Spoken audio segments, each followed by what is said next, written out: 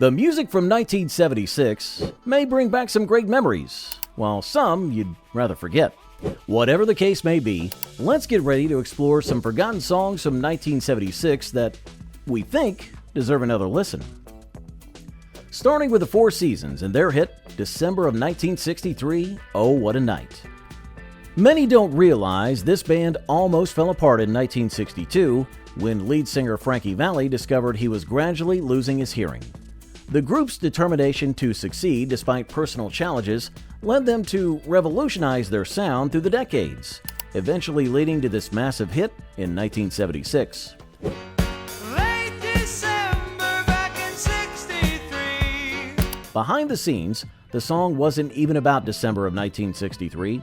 Originally, Bob Gaudio wrote it about the repeal of Prohibition in 1933, but the other band members convinced him to change the lyrics. The final version became about a memorable romantic encounter, though radio stations at the time were divided about whether the subject matter was too suggestive for airplay. Here's something most people don't know. The lead vocals on this track weren't sung by Frankie Valli, but by drummer Gary Palsy. Valli only sang backup and bridge vocals, marking one of the few Four Seasons hits where he wasn't the lead singer. The Bellamy Brothers brought us Let Your Love Flow, but their journey to success was anything but smooth. David and Howard Bellamy grew up in Florida, where their father was a locally notorious bootlegger. This background gave them plenty of material for songwriting, though they kept most of those stories under wraps to protect their family members. Just let your love flow like a mountain stream. The song itself was written by Neil Diamond's roadie, Larry E. Williams, and was initially offered to Johnny Rivers, who turned it down. When the Bellamy Brothers recorded it, they were told by multiple producers that it was too country for pop radio and too pop for country radio. They released it anyways, defying industry expectations. The brothers recorded the entire song in just 2 takes, and the version that became a hit was actually the first take. They kept it because Howard had a cold during the second take, and they couldn't recreate the energy of that first recording. Dr. Hook's version of Only 16 stirred up considerable controversy when it was released. The band, originally known as Dr. Hook and the Medicine Show, had a reputation for pushing boundaries, and their early performances in New Jersey strip clubs and dive bars shaped their provocative style. She was only 16, only 16. The song, a cover of Sam Cooke's 1959 original, sparked debate about its appropriateness given the age gap between the narrator and the subject. What many critics missed was that the song was meant to be a nostalgic look back at young love, not a contemporary story. The band faced significant pushback from radio stations, yet the controversy only seemed to boost their sales. A lesser-known fact, the eye patch worn by lead singer Ray Sawyer wasn't a gimmick. He lost his right eye in a near-fatal crash in 1967, the very same year the band formed. Hey friends, your experiences are part of music history too. Hit that subscribe button and share this video with friends who might remember these forgotten gems. Oh, and don't forget to share your own memories right here as well. Fleetwood Mac's Say You Love Me came at a crucial time for the band. Christine McVie wrote this song during the tumultuous period when the band was dealing with multiple romantic relationships and breakups within the group. The tension was so high that they recorded parts of the song separately to avoid confrontations. The sun comes up and you say that you love. The recording sessions were fueled by more than just creative energy. The band's cocaine use was legendary, and during this period, they were spending nearly $1,400 per day on the drug. This fact was kept quiet by record executives who feared it would damage the band's image with mainstream audiences. What many don't know is that Christine McVie wrote this song in just 30 minutes at the piano. She later said she couldn't remember writing it because she was in a trance at the time. Orleans gave us Still the One, but the band's formation was rooted in political activism. The members met at an anti-war rally in New York, and their early performances often ended in confrontations with local authorities due to their outspoken political messages. The song itself was written by John and Joanna Hall during a period when their marriage was falling apart.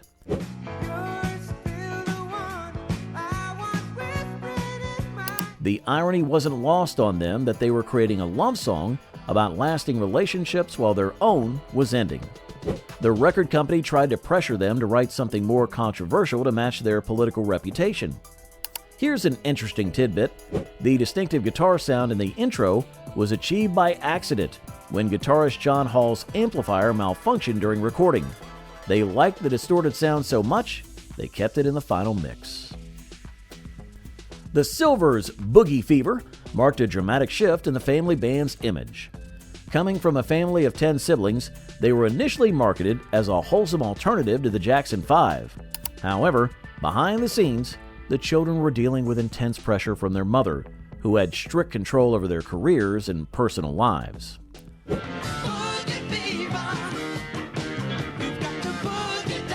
The disco-influenced track was actually written as a joke during a studio session, but producers convinced them to record it seriously. Some band members were against releasing it, feeling it would damage their credibility as serious musicians. The internal conflict nearly led to the group splitting up. A surprising fact, the youngest member of the group was only 13 when they recorded this song, and she had to be stood on a box to reach the microphone. If these memories are hitting home, don't keep them to yourself. Share this video with your friends who lived through these amazing times. Remember to hit subscribe and ring that bell. We've got more forgotten classics coming your way. Your stories and experiences make this channel what it is. So, leave a comment below about your favorite 76 memories. Starland Vocal Band's Afternoon Delight caused quite a stir when it hit the airwaves. The band formed after Bill Danoff and Taffy Nevert met at a Washington, D.C. music club where Danoff was performing anti-war protest songs. They later married and joined forces with John Carroll and Margot Chapman, who were also romantically involved.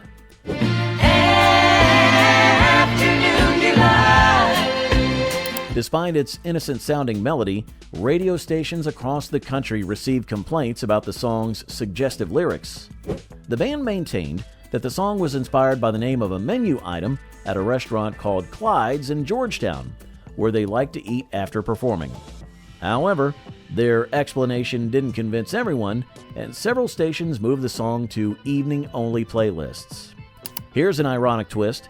The band won the Grammy for Best New Artist in 1977, but broke up just 2 years later. Both couples in the band divorced, and they've all admitted that winning the Grammy might have been the worst thing that happened to them, as it created pressure they weren't prepared to handle. Eric Carmen's All By Myself has a fascinating origin story that landed him in legal trouble.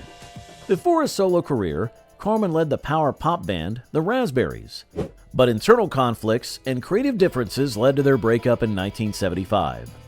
Carmen was determined to create something completely different from his rock and roll past.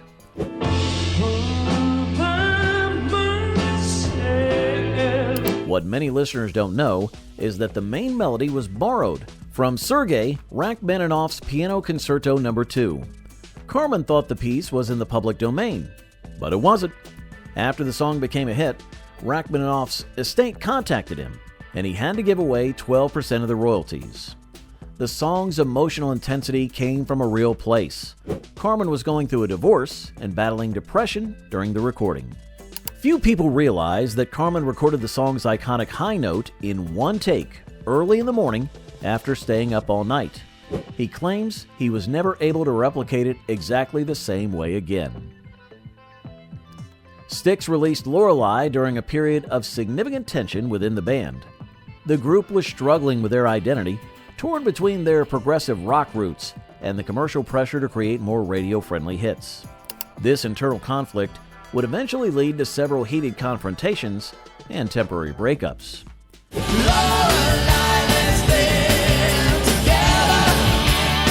The song's origins trace back to a German folktale about a siren who lured sailors to their doom. But the record company thought this backstory was too dark for mainstream audiences. They pressured the band to downplay the mythological connections and market it as a simple love song. This compromise created lasting resentment among band members who felt their artistic vision was being compromised. Interestingly, the distinctive synthesizer sound in the song was achieved using a broken Moog synthesizer. The manufacturer told them it couldn't be fixed, so they worked the malfunction into the arrangement. Cliff Richard's Devil Woman marked a controversial comeback attempt for Britain's original rock and roll star. By 1976, many had written Richard off as outdated, and his religious beliefs had made him somewhat of an outsider in the evolving rock scene. She's just a devil woman with evil on her mind. The song's supernatural themes caused concern among his Christian fans, who worried he was straying from his faith. The recording sessions were tense, with Richard arguing with producers about the song's direction. They wanted him to adopt a harder rock sound to compete with newer artists, while he wanted to maintain his signature style. The compromise they reached ended up giving Richard his first U.S. hit, although he had already been a massive star in the U.K. for nearly 2 decades. A little-known fact, the distinctive guitar riff was played by Big Jim Sullivan, who had taught a young Jimmy Page his first guitar chords. Sullivan used a special effects pedal that he had designed himself, which was later stolen from the studio and never recovered. These songs may have been forgotten by mainstream radio, but they're still alive in our memories. Each one tells a story not just about music, but about who we were and what we were experiencing in 1976. If you enjoyed this trip down memory lane, make sure to subscribe and join us for the next video when we explore another year of forgotten hits.